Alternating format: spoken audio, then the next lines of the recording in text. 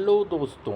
आज हम लोग देखेंगे एसपीटी एक्ट झारखंड जी के सामान्य ज्ञान में संथाल परगना टेनेंसी एक्ट। तो सबसे पहले संथाल परगना काश्तकारी अधिनियम कब लागू हुआ? संथाल परगना अधिनियम 1855 के तहत भागलपुर वीरभूम मिलाकर संथाल परगना नॉन रेगुलेशन जिला बना। 1856 में संथाल परगना भागलपुर यूल रूल नामक नया कानून बना। ग्राम प्रधान व्यवस्था, ग्राम प्रमुख, पुलिस की शक्तियाँ। संथाल परगना बंदोबस्त अधिनियम 12 मार्च 1872 को लागू हुआ। 1874 में संथाल परगना अनुसूचित जिला अधिनियम बना। 1886 में संथाल परगना लगान विनिमय बना। 1905 में ह्यूज मैकफर्सन द्वारा संथाल परगना बंदोबस्त रिपोर्ट। भारत सरकार अधिनियम 1935 धारा 92 के तहत संथाल परगना अंशतः वर्जित क्षेत्र हो गया। जोसेफ फ्रांसिस ग्रेजर 1935 में संथाल परगना जिला रिवीजन सर्वे बंदोबस्ती कार्रवाई पर रिपोर्ट दिया। 1937 में संथाल परगना जांच समिति, जिसको ग्रेजर रिपोर्ट भी कहा जाता है। संथाल परगना काश्तकारी अधिनियम 1949, जो कि 1 नवंबर 1949 को लागू हुआ। संथाल परगना भूधारण 1950 को लागू हुआ।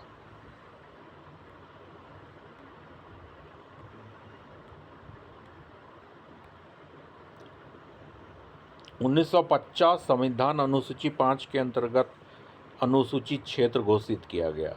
संथाल परगना लगान वसूली 1986 को। संथाल परगना सिविल न्यायालय 1981 को लागू हुआ। अब देखते हैं हम लोग धारा 1 से 4। तो इसमें क्या है? प्रारंभिकी, संक्षिप्त नाम, प्रसार और परिभाषा। धारा 1 में संथाल परगना काश्तकारी अनुपूरक उपबंध अधिनियम 1949, यह उस तारीख से लागू होगा राज्य सरकार जब अधिसूचित करेगी। संथाल परगना साहिबगंज, दुमका, देवघर, जामताड़ा, गोड्डा और पाकुड़ में लागू होगा। धारा 2 के तहत विधान के स्थानीय विस्तार, परिवर्तन अधिकार या किसी क्षेत्र से वापसी कौन करेगा? तो राज्य सरकार अधिसूचना द्वारा किसी भाग से वापसी या लागू कर सकती है। यहाँ पे आप देख सकते हैं कि एसपीटी एक्ट कहाँ कहाँ पे है मैप में।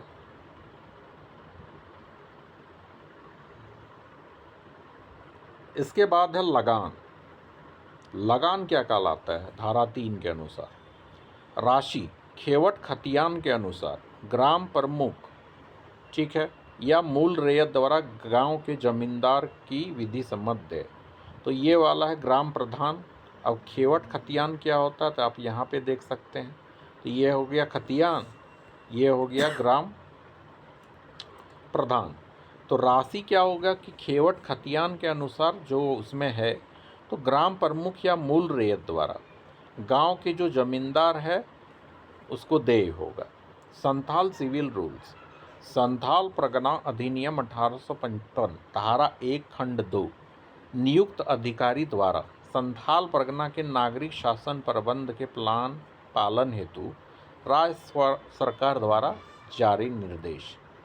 लगान का बंदोबस्ती दर, जैसा कि खेवट खतियान दिखाया गया उसमें जो दर उल्लिखित होता है वो दर। खाली जोत और परित्यक्त जोत, ऐसी जोत जिसका रैयत बिना उत्तराधिकारी छोड़ के चला गया हो तो वो खाली जोत है।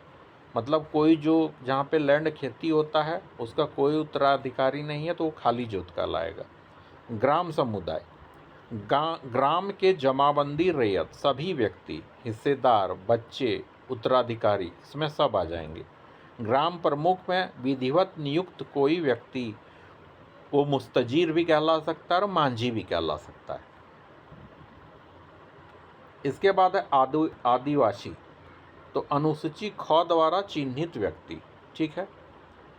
कृषि वर्ष, तो कृषि वर्ष जैसा कि आप देख रहे हैं यहाँ पे खेती हो रहा है, तो क्या होता है कृषि वर्ष? तो यही जो कृषि वर्ष तो बांग्ला में वैशाख में माना जाता है, फसली साल में आश्विन को माना जाता है, या फिर कृषि प्रयोजन के लिए अन्य जगहों में अन्य वर्ष।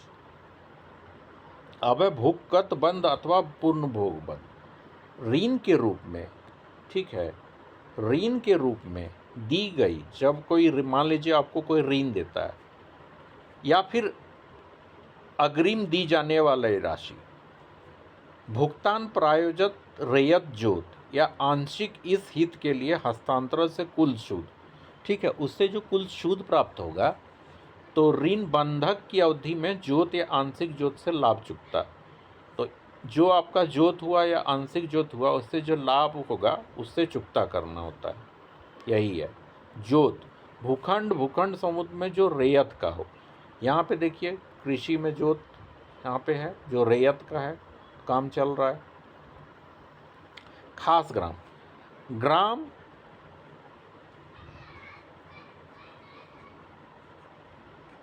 ना मूल रैयत ना उस समय के लिए ग्राम प्रमुख, तो वो खास ग्राम में। गैर आदिवासी अनुसूची ख में उल्लेखित जिसका नाम ना हो।